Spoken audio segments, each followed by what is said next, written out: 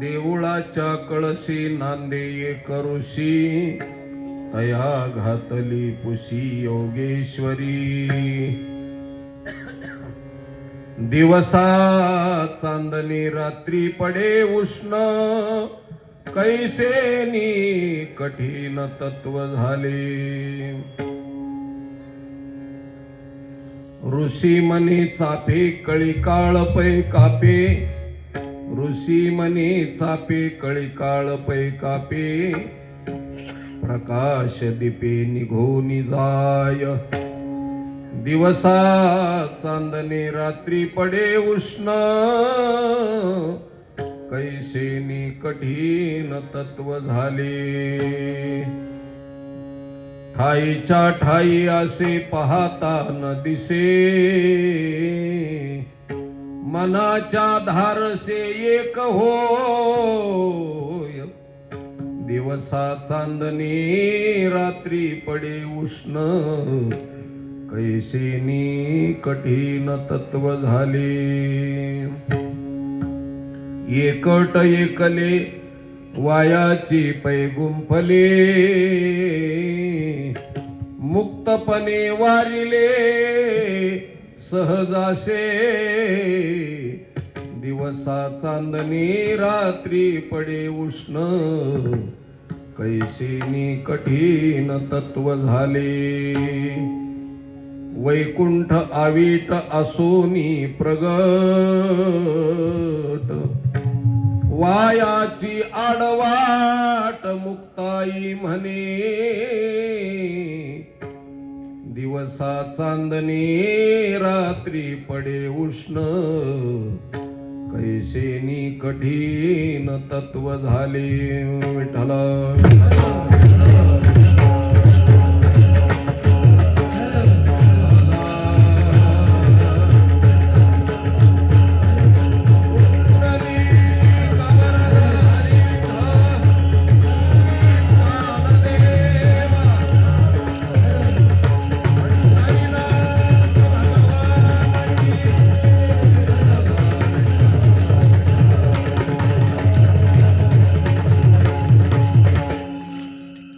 चरण सरोजम सांद्र नीलांबोदाभम जघन निहित पानिम मंडनम मंडनानाम तरुण तुलसीमाला कंदरम कंजनेत्रम सदै धवलहासम विठ्ठलम चिंतयामि पांडुरंगा करू प्रथम नमन दुसरी चरण संताचिया नमो ज्ञानेश्वरा निवृत्ती उदारा सोपान देवा मुक्ताबाई नमो त्रिभुवनी पावनी आद्यत्रय जननी देवाचिया देऊळाच्या कळशी नांदे करुषी तया घातली पुसी योगेश्वरी दिवसा चांदणी रात्री पडे उष्ण कैसेनी कठीण तत्व झाले प्रस्तुत प्राप्त प्रसंगी थोडसा आवाज द्या भगवान पांडुरंगरायाच्या चरण कमलावरती ही वाङ्मयीन सेवा समर्पित करण्यासाठी कीर्तन रूपी सेवेकरता निवडलेला अभंग महाराष्ट्राचे लाडके संत श्रेष्ठ श्री ज्ञानेश्वर महाराजांच्या कनिष्ठ भगिनी लडिवाळ मुक्ताबाई यांचा हा आश्चर्य प्रतिपादन करणारा आणि प्रश्नात्मक चिन्हाच्या माध्यमातून महाराष्ट्राला एक अद्भुत तत्व प्रतिपादन करणारा हा अभंग आहे विठ्ठला विठ्ठला विठ्ठला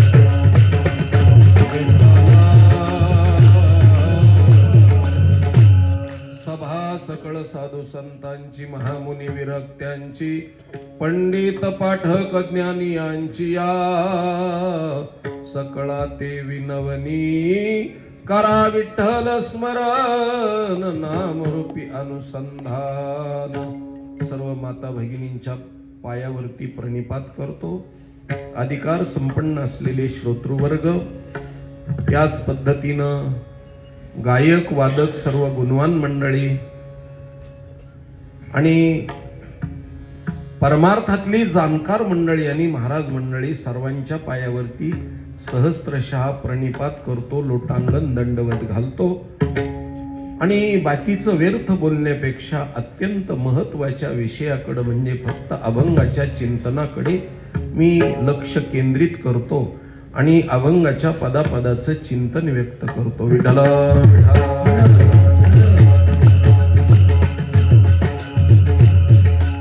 सर्व ग्रामस्थ मंडळीच्या वतीनं सप्ताह कमिटी समिती अध्यक्ष उपाध्यक्ष सर्व देणगीदार सर्व कारभारी मंडळीच्या मर्जीनं आमचे परमस्नेही आदरणीय नितीन भैया निमन यांनी माझ्याकडे ही सेवा सुपूर्द केलेली आहे. भगवान परमात्मा मला जशी बुद्धी देतील, ज्येष्ठ श्रेष्ठांचे जशी माझ्या पाठीशी आशीर्वाद असतील त्या पद्धतीनं बोलण्याचा प्रयत्न करतो. लढिवाळ मुक्ताबाईचा हा अभंग आहे आणि हा अभंग निर्माण कशासाठी झाला त्याचं पहिल्यांदा आपल्याला चिंतन मांडतो. आणि या अभंगामध्ये मुक्ताबाई असं म्हटलेलं नाही, मुक्ताई असं म्हटलेलं आहे. कारण खऱ्या अर्थानं पाहिलं तर ही जगत जननी आहे, नव्हे तिन्ही देवाची आई आहे. अशी मुक्ताई आणि निवृत्तीनाथानं मुक्ताईला मुक्ताई हे पद दिलेलं आहे. कधी दिलं तर ज्यावेळेस आळंदीमध्ये ब्रह्मवृंदानी देहांत प्रायश्चित्त विठ्ठलपंताला आणि रुक्मिणी मातेला दिलं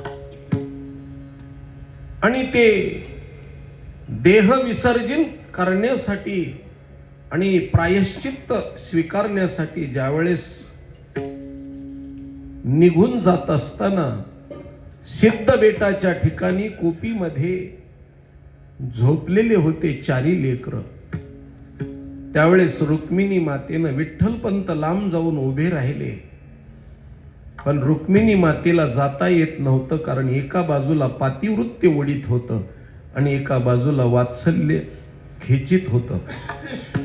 अंतकरणाची द्विधा अवस्था रुक्मिणी मातेची झालेली होती आणि कोपीतून जात असताना निवृत्तीनाथाला जाग केलं आणि झोपलेल्या अवस्थेमध्ये सोपान काकाचा आणि ज्ञानोबारायचा हात निवृत्तीनाथाच्या हातात दिला आणि सांगितलं, निवृत्ती तू सगळ्यामध्ये कळता आहेस, माझा ज्ञाना अल्लड आहे आणि सोपान शांत आहे. या दोघा जणांची लळे पुरवायचं काम तू करायचं. म्हणून तर ज्ञानेश्वर महाराजांनी निवृत्तीनाथाबद्दल बोलत असताना सांगितलं, लळियाचे लळे पुरती मनोरथाचे, आपलं लळियाचे लळे सरती मनोरथाचे मनोरथ पुरती, जरी माहेरे श्रीमंते होती तुम्हायसे. लळा पूर्ण करायचा आणि बापाचंही पद तूच भुसवायचं आणि आईचंही पद तूच भुसवायचं निवृत्ती. कारण या लेकराचे मायबाप तूच आहेस, म्हणून सांभाळ. आता मला जायचं आहे आणि दुःख करू नकोस. म्हणून निवृत्तीनाथाला समजून सांगून हातात हात दिला आणि एका कुशीवर झोपलेल्या मुक्ताईच्या गालाचा एक मुका घेतला आणि घेत असताना दोन्ही डोळ्यातले अश्रू नाकावरून एकाच वेळेस मुक्ताईच्या गालावरती पडले आणि झोपेमध्ये मुक्ताईनं गालावरचे अश्रू पुसले आणि खऱ्या अर्थानं पाहिलं तर वात्सल्य पुसून घेतलं आणि माग सरकत रुक्मिणी माता देहांत प्रायश्चित्त स्वीकारायला विठ्ठल पंतांच्या बरोबर गेल्या.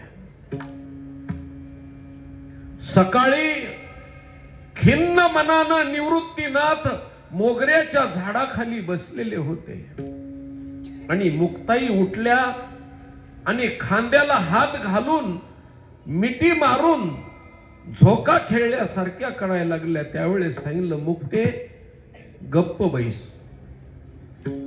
दादा आज तुम्ही शांत आहात, आई दिसत नाही कुठे ती. त्यावेळेस निवृत्तीनाथानं सांगितलं, मुक्ते आपली आई देवाघरी गेली. देवाघरी गेली तर 11 वाजायला लागले तरी अजून देवाच्या घरी गेलेली आई परत का येत नाही. त्यावेळेस सांगितलं, मुक्ते आता ज्या देवाच्या घरी गेली ती कधीच परत येणार नाही आणि येण्यासाठी गेलेली नाही. आता परत आपली आई येणार नाही. आणि निवृत्तीनाथाच्या डोळ्यामध्ये पाणी आलं. त्यावेळेस चिमुकल्या मुक्ताईनं निवृत्तीनाथाचे डोळे आपल्या पदरानं पुसले आणि पुशीत असताना सांगितलं, मग दादा तुम्हाला आई कुठे आहे. त्यावेळेस निवृत्तीनाथानं मुक्ताईला जवळ घेतलं, खांद्यावरती घेतलं, पाठ थोपटली, दादाचा आलापाला घेतला आणि सांगितलं, मुक्ते इथून पुढं तूच माझी आई. आणि म्हणून मुक्ताई म्हणून संबोधन दिलं. तेव्हापासून महाराज ही मुक्ताई सगळ्या त्रिभुवनाची आणि देवादिकाची आणि संताची आई झाली. म्हणून मुक्ताईला मुक्ते कधी म्हणायचं नाही, मुक्ताबाई म्हणायचं नाही. खऱ्या अर्थानं पाहिलं तर मुक्ताई म्हणणं हेच मुक्ताईच्या बाबतीमध्ये संबोधन आहे आणि मुक्ताईची श्रेष्ठ भक्ती आहे. म्हणून अभंगामध्ये मुक्ताई म्हणे अशा आमच्या मुक्ताई सांगतात आणि अशा लढीवाळ असणाऱ्या मुक्ताईचा हा अभंग आहे. आणि हा अभंग कसा निर्माण झाला तर सिद्ध बेटामध्ये 84 सिद्ध एकत्रित आले. वारकरी संप्रदायामध्ये 84 सिद्ध एवढंच म्हटलं जातं, पण संशोधनात्मक असं दृष्टोत्पत्तीस अभ्यासाच्या नंतर दृष्टोत्पत्तीस आलं. 84 सिद्ध म्हणजे 84 सिद्ध नाहीत तर एका साधनेचे 84 सिद्ध, कर्मकांडाचे 84 सिद्ध, उपासना कांडाचे 84 सिद्ध, भक्ती शास्त्राचे 84 सिद्ध, ज्ञान कांडाचे 84 सिद्ध, याज्ञिकाचे 84 सिद्ध. त्याच पद्धतीनं तीर्थयात्रेचे साधना प्रगल्भ रीतीनं उदात्त विचारानं साधनेला विशेष रूपता प्रदान करणारे 84 सिद्ध. अशा वारकरी संप्रदायामध्ये 84 साधना आहेत आणि अशा 84 साधनाचे 84 सिद्ध म्हणजे 84 गुणिले 84 आलेलं उत्तर एवढे सिद्ध बेटामध्ये प्राप्त झाले. 84 सिद्धाचा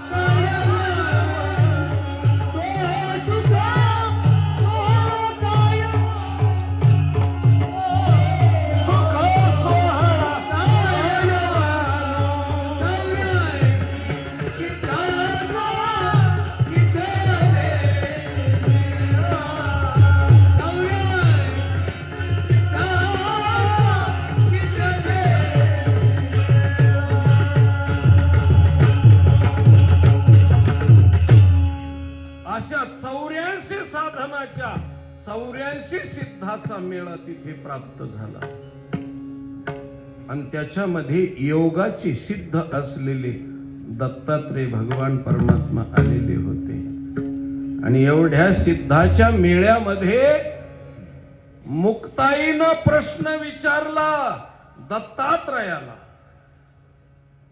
काय प्रश्न विचारला?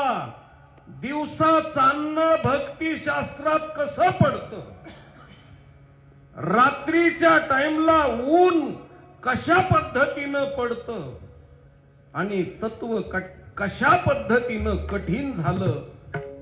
म्हणून 3 प्रश्न दुसऱ्या चरणामध्ये विचारले आणि ज्याची मुलाखत घ्यायची, ज्याला प्रश्न विचारायचे, अँकरिंग जे करायची आहे, हो, त्या दोन्हीचा अधिकार केवढा मोठा आहे.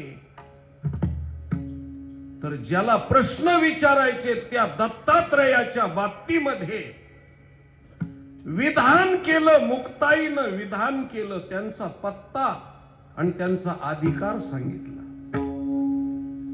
दत्तात्रयाचा अधिकार सांगितला. ते राहतात कुठे आणि कशा पद्धतीनं जीवन जगतात, त्याच्यासाठी मुक्ताई पहिल्यांदा तुम्हाला आम्हाला दत्तात्रयाचा परिचय, हो, उच्चतम बोधाच्या स्थितीवर अभंगाच्या पहिल्या चरणामध्ये करतात.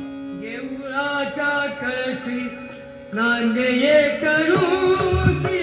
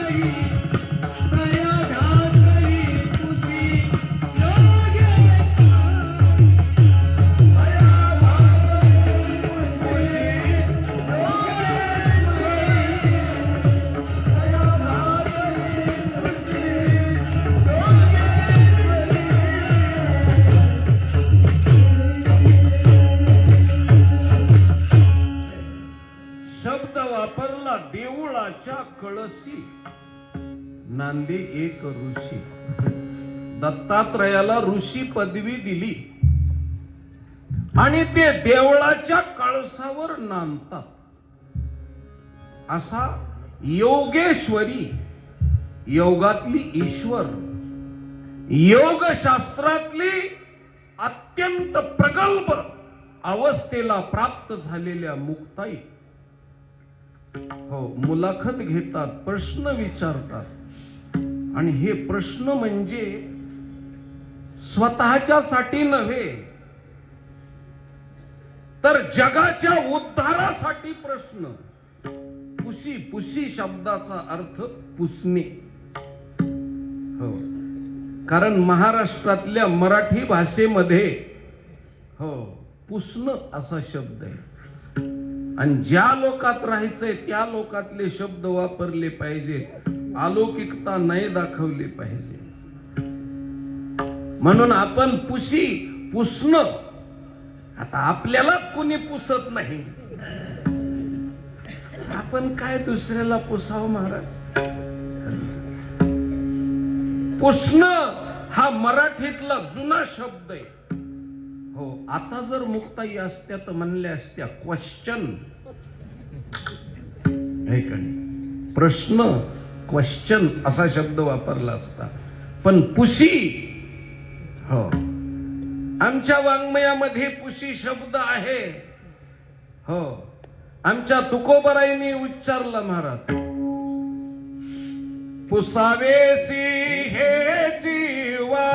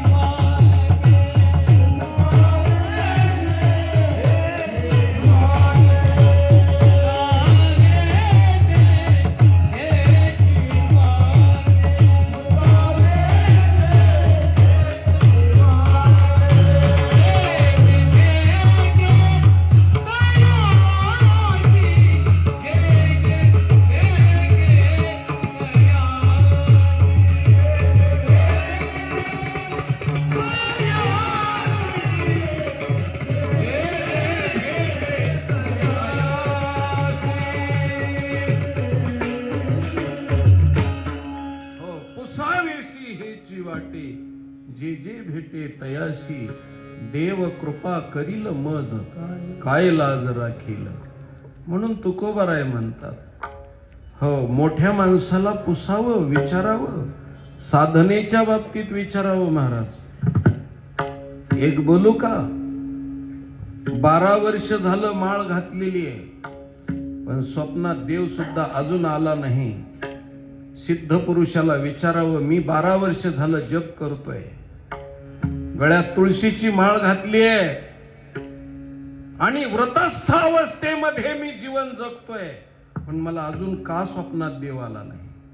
साक्षात्कार तर सोडा, दिवसा तर भेटला नाहीच, पण स्वप्नामध्ये सुद्धा भेटला नाही. काय कमी पडलं माझ्याकडून?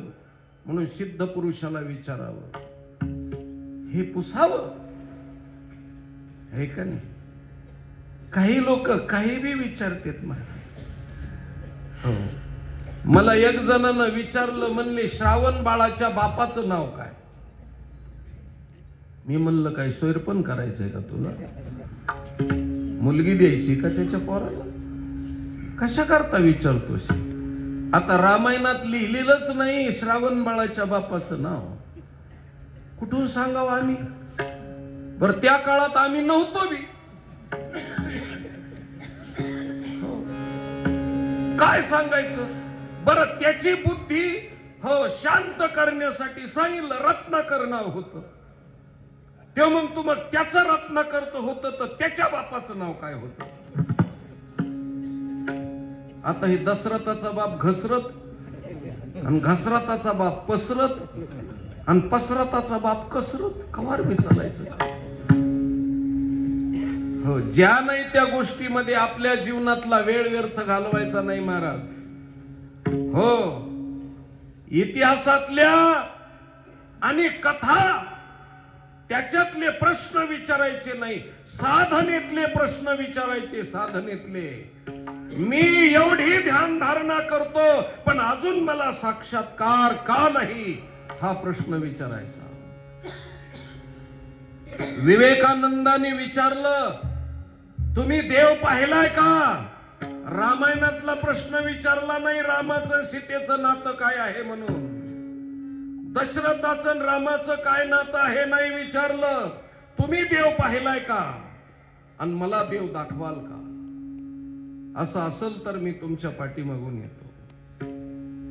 गौतम बुद्धानं प्रश्न विचारला गुरुला, तुम्ही मरण पाहिलंय का आणि ते मरण मला दाखवाल का? हो, एक तर ईश्वराच्या बाजूने जावं, नाही तर एक तर मरणाच्या बाजूला जावं. मरण ओळखावं. ज्यांनी मरण ओळखलं तेही सिद्ध दशेला प्राप्त झाले आणि ज्यांनी देव ओळखला तेही सिद्ध दशेला प्राप्त झाले. हे दोन मार्ग आहेत. म्हणून उगीच कुणी कोणती चाल म्हणली आणि कुणी कोणता ड्रेस घातला त्याच्यावर आपल्या जन्मातला वेळ खर्च करायचा नाही महाराज. साधना विचारा. साधना साध्य का मिळत नाही पाहावं. मी क्षमा मागून बोलतो, 12 वर्ष झालं लग्न झालेलं आहे पण अजून 12 वर्षात लेकरूबाळ झालं नाही. हे ज्याची त्याच्या मनाला विचारायचं का गावातल्या लोकांना विचारायचं का झालं नाही म्हणून. आणि विचारायचं ठरलं तर कुणालाही विचारून भागत नाही. त्याच्यातले तज्ञ असतील त्यांना विचारावं का झालं नाही मला मुलबाळ. तसं वारकरी संप्रदायात आल्याच्या नंतर 72 वर्ष झाले तरी स्वप्नामध्ये देव नाही. हा कसा तो कसा, ह्यांनी काय केलं त्यांनी काय केलं, उगीच लोकांच्या कुटाळक्या कुटीत बसण्यामध्ये अर्थ नाही आणि आपल्या जन्मातला वेळ खर्च करायचा नाही. साधनेच्या बद्दल विचारा आणि साधनेच्या बद्दल सिद्धाला विचारा आणि त्या मार्गाने जाण्याचा प्रयत्न करून आपल्या जीवनाचं सार्थक करून घ्या मायबाप. म्हणून मुक्ताईनं प्रश्न विचारलाय, पुशी घातली, विचारलंय की चांदणं दिवसा कसं पडतं आणि रात्री उष्ण ताप कस काय होतो. 47 डिग्री सेल्सिअस तापमान सूर्याचं तेज रात्रीच्या टाइमला कसं पडतं. मुक्ताई प्रश्न विचारते आणि कुणाला विचारते तर कळसात नांदणाऱ्या दत्तात्रयाला. कारण दत्तात्रयाला कळसात नांदणारे दत्तात्रय आहेत. कारण संत कधी खाली राहत नसतात. खालच्या पातळीमध्ये संत नसतात, वरच्या पातळीमध्ये कळसामध्ये राहतात. कळसामध्ये दत्तात्रयाचं ठिकाण आमच्या ज्ञानोबारायांनी सांगितलं महाराज. पहिलं मेरूच्या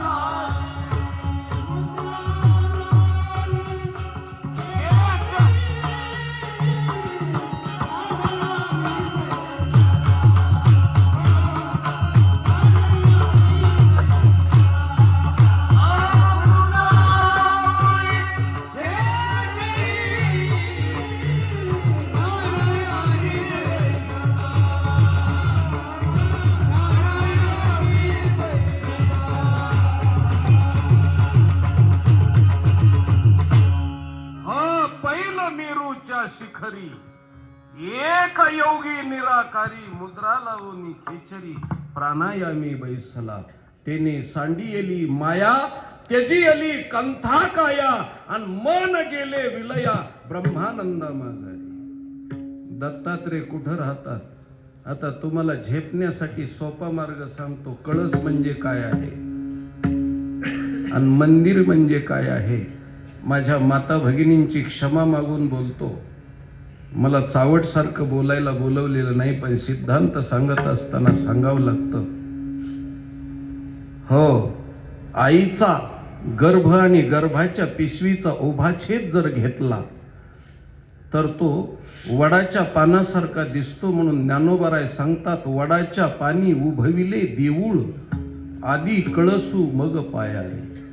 कारण हे शरीर रूपी देऊळ गर्भामध्ये स्थित करीत असताना अगोदर कळस म्हणजे डोकं निर्माण होतं.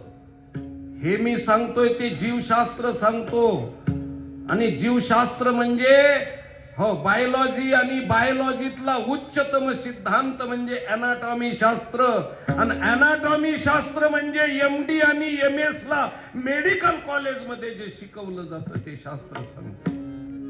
पण याच्याही पुढे जाऊन सांगतो, मेडिकल क्षेत्रामध्ये अजून कळालं नाही की गर्भाच्या अवस्थेमध्ये पहिल्यांदा कोणता अवयव तयार होतो. पण आमच्या 750 वर्षापूर्वी ज्ञानोबारायांनी सांगितलं, महाराज आधी कळसू मग पायारे. अगोदर कळस म्हणजे डोकं निर्माण होतं, डोकं. आणि हे मानवी शरीराच्याच बद्दल नाही, 84 लक्ष योनीतल्या प्रत्येक सजीवाच्या बाबतीतली गोष्ट आहे. हो, गहू त्याच पद्धतीनं मका, ज्वारी, बाजरी पाण्यामध्ये टाका किंवा जमिनीत टाका आणि त्याला पाणी घाला. पहिला अंकुर वरचा येतो महाराज, आणि मग मुळ्या फुटतात. आधी कळसू मग पायारे. म्हणून माणूस मरायच्या टाइमला मान खाली झुकली की लोक म्हणतात आता खरं राहिलेलं नाही, मानाचा कळस पडला. म्हणून हा कळस आहे, कळस. आणि याची प्रतिकृती हो 5000 वर्षापूर्वी छत्रपती संभाजीनगर जिल्ह्यामध्ये लेणी कोरलेली, लेणी त्या लेणी वरून कोरीत खाली गेलेल्या असल्यामुळं अगोदर त्या लेण्याचा, त्या कैलास लेण्याच्या अगोदर मंदिराचा कळस कोरलेला आहे आणि नंतर पाया कोरलेला आहे. ही मानवी शरीराची प्रतिकृती त्यावेळेस सांगितलेली महाराज. म्हणून इतकं तत्वज्ञान आमचं पूर्वीच्या काळातलं श्रेष्ठ होतं. आता कुठेतरी मेडिकल शास्त्रामध्ये हॅरिसन नावाच्या शास्त्रज्ञानं 200 वर्षापूर्वी ते शास्त्र लिहिलं. पण अध्यात्मशास्त्र आणि त्याच पद्धतीनं मेडिकल शास्त्र सुद्धा लाखो वर्षापूर्वी या देशामध्ये आहे आणि अबाधित सिद्धांताचं आहे.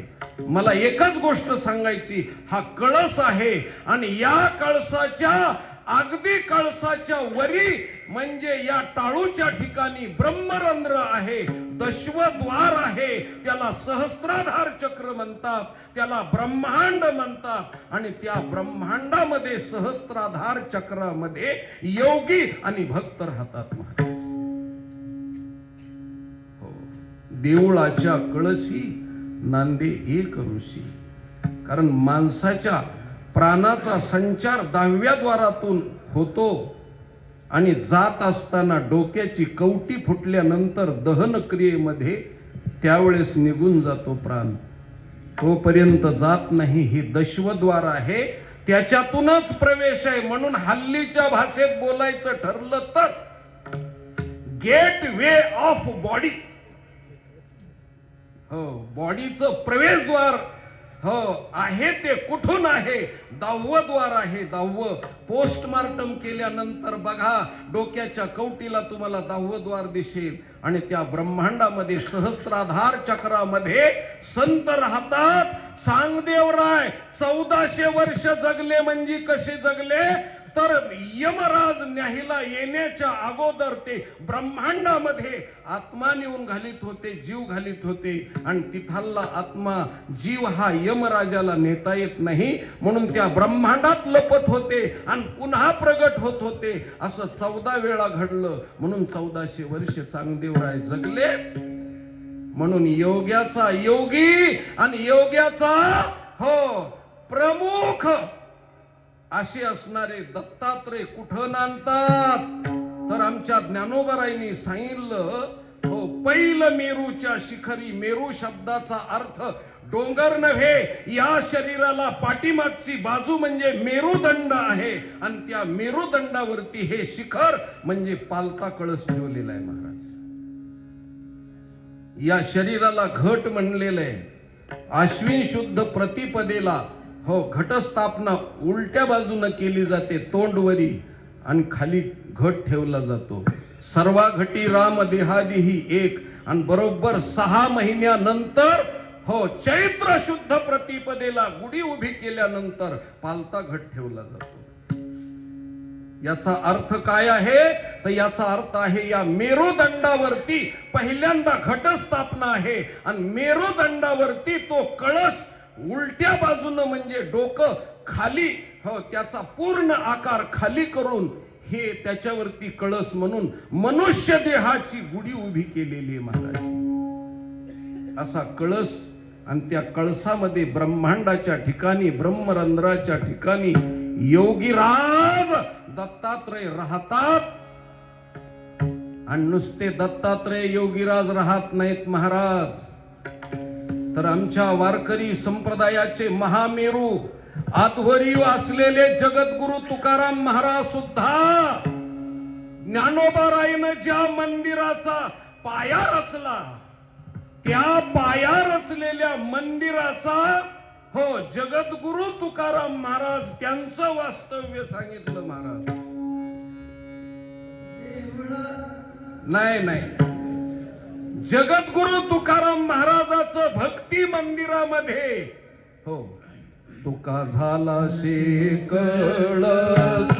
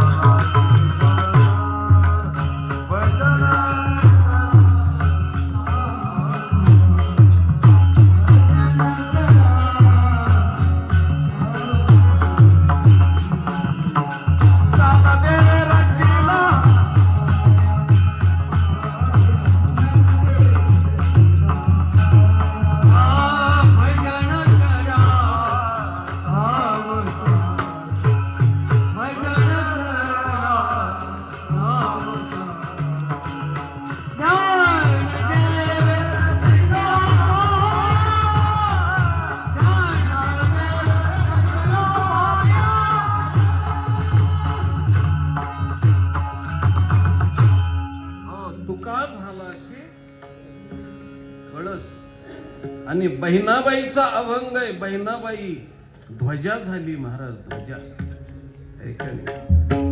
बहिणाबाई संत कधी खाली नाहीत, आणि खालच्या पातळीला बिलकुल नाही. खालच्या पातळीला संत राहत नाहीत, वरच्या लेवलला राहतात. वरचा लियर, वरचा स्तर, वरच्या ठिकाणी राहतात महाराज संत. म्हणून ध्वजस्तंभावर हनुमंतराय आहेत. ध्वजस्तंभावरी वानरू तो जान मूर्तिमंत शंकरू, का सारथी शारण धरू अर्जुनीशी.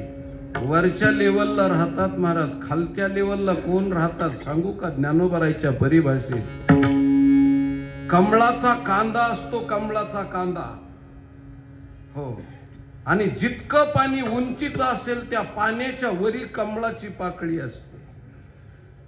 त्या कमळाच्या पाकळीचं सेवन, मकरंदाचं सेवन करतो तो भुंगा, वरच्या बाजूला सेवन करणारा भुंगा, आणि खालच्या पातळीवर असतो तो चिखल खाणारा बेडू. खालच्या पातळीचे चिखलावरच असतात महाराज माणसं, चिखल खाणारे, आणि मकरंद सेवन करणारा भृंगा असतो भुंगा.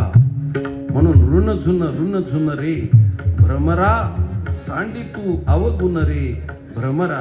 ज्ञानोबारायांनी शिकवलं महाराज. वरच्या लेवलला राहतात म्हणून कळस काय भानगड असते, तर हाय लेवलची स्थिती म्हणजे कळस असते. हो, मंदिराच्या कामा कळसू असं वर्णन केलेलं आहे ज्ञानोबारांनी. शेवट मंदिराचा जर कुठे असेल तर कळसाच्या ठिकाणी. होईल येणे कळसा आले आणि स्थिरावले अंतर. हो, कळस काय काम करतो महाराज सांगू का तुम्हाला? हे संताचं घर आहे. हो, संताचं घर आहे. संत तिथं राहतात आणि संत कळसाच्या रूपानं राहतात. त्या कळसामध्ये प्रकार आहेत महाराज. 3 कंगोऱ्याचा कळस आहे, 5 कंगोऱ्याचा आहे, 7 कंगोऱ्याचा आहे, 9 कंगोऱ्याचा आहे, 11 कंगोऱ्याचा आहे, 15 कंगोऱ्याचा आहे आणि शेवटचा 17 कंगोऱ्याचा आहे. सगळे कळस मी सांगत बसत नाही. हो, कारण आपल्या अभंगाचा कळस लागून जाईल. एवढे कळसन, त्या कळसाचे कंगोरे कशासाठी असते खूप बारकावा आहे. आणि कळसामध्ये नांदत असतात ऋषी, कळसामध्ये नांदत असतात संत. आणि कळस काय करतो महाराज, तर पहिली गोष्ट गावावरती कळसाची कृपा असते. सगळ्या गावाला कळस पाहत असतो आणि गावातले लोक पहिल्यांदा कळसाकडे बघत असतात. नांदायला गेलेली मुलगी तिच्या माहेर घरी येताना अगोदर शिवाच्या आत पाऊल टाकला की तिला पहिल्यांदा काय दिसतो? देवाचा कळस दिसतो महाराज. आणि माझ्या पांडुरंगाचा कळस दिसला म्हणून तिचं अंतःकरण द्विगुणित होतं, प्रफुल्ल होतं महाराज.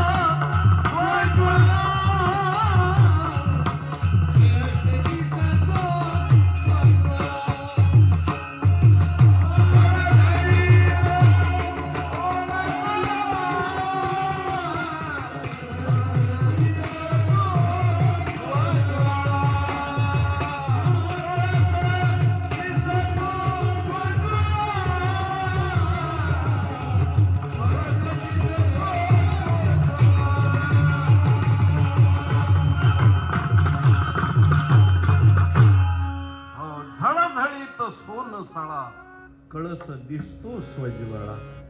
पंढरपूरला जात असताना अगोदर पांडुरंगाचा कळस दिसतो आणि भक्ताचं अंतकरण द्विगुणित होतं महाराज. आणि तो कळस काय करतो, त्याला सोनसळा शब्द वापरला. सोन शब्दाचा अर्थ आहे मोक्ष.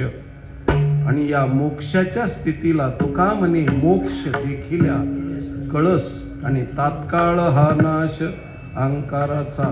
तो कळस काय करतो, गावातल्या लोकांची पाप आकर्षित करतो. सगळ्यावरती मेहर नजर ठेवतो. गावातल्या लोकांची पाप त्याला बघितल्या बघितल्या सगळे आकर्षित होतात. तिने कळसामध्ये येऊन बसल्यानंतर जसा अँटिना शब्दाच्या फ्रिक्वेन्सी ग्रहण करतो आणि दुसऱ्या बाजूनं उपग्रहावरती फेकून देतो, तसा कळस लोकांचे पाप ग्रहण करतो आणि आकाशामध्ये ते पाप भिरकावून देतो महाराज. तात्काळ हा नाश अहंकाराचा. विकाराला नष्ट करतो कळस. म्हणून कळसाच्याकडं फार मोठी गोष्ट आहे. म्हणून देवाच्या दर्शनाला गेल्यानंतर काही लोक कळसाला नमस्कार घालतात महाराज. एक जाता जाता सांगतो, मंदिरात जात असताना चपला बुट लांब ठेवावेत. त्याचं कारण आहे की चपला बुटामध्ये इतके दोष असतात. सगळ्या गावाचे दोष चपला बुटात असतात. त्या देवाचं देवत्व कमी होऊ नये म्हणून चपला बुट बाहेर ठेवावी लागतात. देवाची मूर्ती आलेल्या लोकांच्या डोका पायावर ठेवल्यानंतर त्या माणसाचा कळस शुद्ध करण्याचं काम मूर्ती करते आणि बघितल्यानंतर वरचा कळस मुक्त करण्याचा प्रयत्न करतो. म्हणून अशी हिंदू धर्माची ही शास्त्र प्रणाली आहे महाराज. म्हणून त्या कळसाच्या ठिकाणी संत राहतात, ब्रह्मरंध्राच्या ठिकाणी राहतात, ब्रह्मांडाच्या ठिकाणी आनंदाच्या मस्तीमध्ये ते राहतात. असं त्याचं वर्णन आहे. मी कळसावर बोलत गेलो तर खूप 2 तासाचं कीर्तन नुसत्या कळसावर होईल महाराज. आणि अजूनही शिल्लक राहील इतका विषय आहे. फक्त काय सांगितलं, देऊळाच्या कळशी नांदे एक ऋषी. मुलाखत घेणाऱ्या योगेश्वरी असलेल्या मुक्ताईनं प्रश्न केला. कुणाला? ऋषीला प्रश्न केला. की काय प्रश्न केला? तर दिवसा चांदणे रात्री पडे उष्ण. हे कसं झालं असं विचारल्यानंतर आमच्या दत्तात्रय भगवान परमात्म्याने सांगितलं, दिवसा चांदणं पडणं म्हणजे काय आहे तर ज्ञानोदयाचा सूर्य उदय झाल्याच्या नंतर, ज्ञान प्रगट झाल्याच्या नंतर ज्ञानाचा सूर्य उगवला महाराज. की उगवल्याच्या नंतर त्या ज्ञान सूर्याचा उगम झाल्याबरोबर त्या माणसाच्या जीवनामध्ये चांदण्यासारखी शीतलता प्राप्त होते. माणूस शांत होतो. तळमळ करणारा दुःखानं पोळून निघालेला माणूस शांत कशानं होत असेल तर त्याला चांदणं दिसतं. चांदणं ब्रह्मज्ञानानं भक्तीनं त्याला चांदणं दिसतं ज्ञानाचा सूर्य उगवल्याच्या नंतर. आणि सगळं प्रकाशमय जीवन. आणि प्रकाश तो म्हणजे तापहीन असलेला प्रकाश असतो. आनंदाच्या लहरी देणारा प्रकाश असतो महाराज. आला शीतळ शांती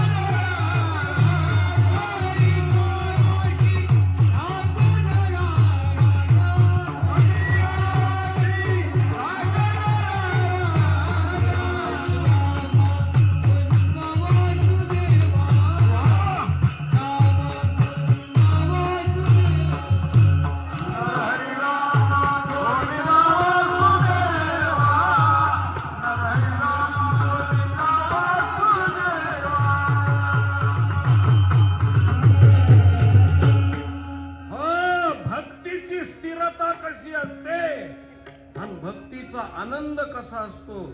महाराज पौर्णिमेचा चंद्र उगवल्यानंतर, कारण मनाची देवता चंद्र असल्यामुळे ज्याला मानसिक रोग आहे, मानसिक दुःख आहे, त्यांनी पौर्णिमेच्या चांदण्या रात्रीमध्ये बाहेर स्वच्छंद अशा स्थितीमध्ये फिरायला जावं. त्याच्या मनाला शांतता लाभते. आणि जसा चंद्र उगवल्याच्या नंतर, पौर्णिमेचा पूर्ण चंद्र उगवल्याच्या नंतर जशी त्याला शीतलता प्राप्त होते, कारण चंद्र हा चंद्रामृताचं स्त्रवण करीत असतो, चंद्रामृत फेकीत असतो, त्यामुळे मनाला तृप्ती होते. तसा रामचंद्र, कृष्णचंद्र ज्यांच्या जीवनामध्ये उगवलेला आहे, त्या पौर्णिमेच्या रात्री म्हणजे रात्रीच्या समयाला त्यांच्या जीवनामध्ये अमृताचा वर्षाव होतो. नारद भक्ती सूत्रामध्ये सांगतात, तृप्तो भवती अमृतो भवती. अमृतासारखं जीवन होतं महाराज. शांत तापली चंदन निववितो कुडी. तापलेली कुडी, शरीर तापलेलं चंदन त्याची कुडी निववतो. पण संत संग झाल्यानंतर त्रिविधतो काडी संत संग. तीन तापाची बोळवण करण्याची ताकद भक्ती शास्त्रामध्ये आहे. म्हणून चंद्राची शीतलता, शांतपणा, विश्रांती, म्हणून 108 वेळा यवन अंगावर थुंकला तरी शांती ज्यांची ढळली नाही, ते शांती ब्रह्म एकनाथ महाराज. कशामुळं तर तुम्हाला सांगतो, रात्री पडलेल्या चांदण्याचा परिणाम.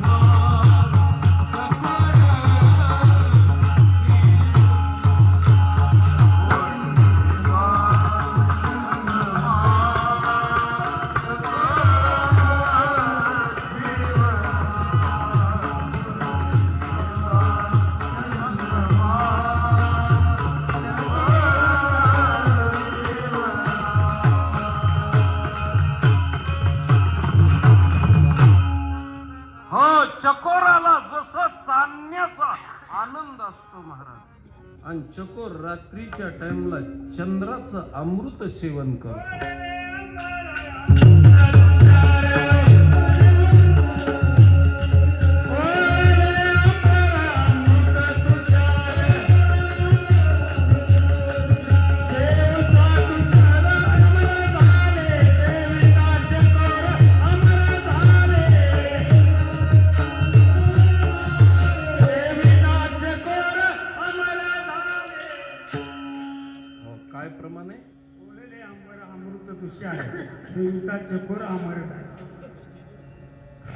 माझ्यापर्यंत पोहोचलं. ओळले अंबर अमृत तुषार, सीता चकोर अमर झाला. सुंदर तऱ्हेचं प्रमाण दिलं गुरुजींनी. तात्पर्य सांगण्याचं काय आहे, हरी चकोर, पुढं काय, आम्ही चंद्रमा. भगवान परमात्मा चंद्रमा सारखा आहे, त्याची भक्ती आम्ही चकोराप्रमाणे सेवन करतो.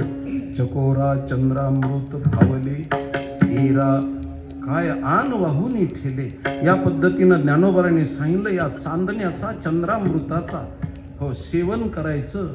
म्हणून योगी आणि ज्ञानी तो सेवन करतो आणि त्याला दिवसा हो चांदणे दिसतात महाराज. आपल्याला बी दिवसा चांदणं दिसतं पण कुणीतरी कानफडा टाकल्याशिवाय दिसत नाही. हो म्हणून काही लोक सांगते तुला दिवसा चांदण्या दाखवू काय. खोका टाकलं की झाक आली की दिवसा चांदण्या दिसतात महाराज. आपल्याला त्यांना तसं नाहीये. संत हे चांदण्या रात्रीचा हो. म्हणून मला तरी असं वाटतं इतके प्रमाण आहेत महाराज, इतके प्रमाण. ज्यांना या अमृताच्या तृप्तीची गोडी लागली त्यांच्या जीवनामध्ये महाराज त्याच्याशिवाय त्यांना करमत नाही. म्हणून चंदनाची चोळी माझे सर्व अंग पोळी, कानो वनमाळी वेगी भेटवा का. महाराज इतकी शीतलता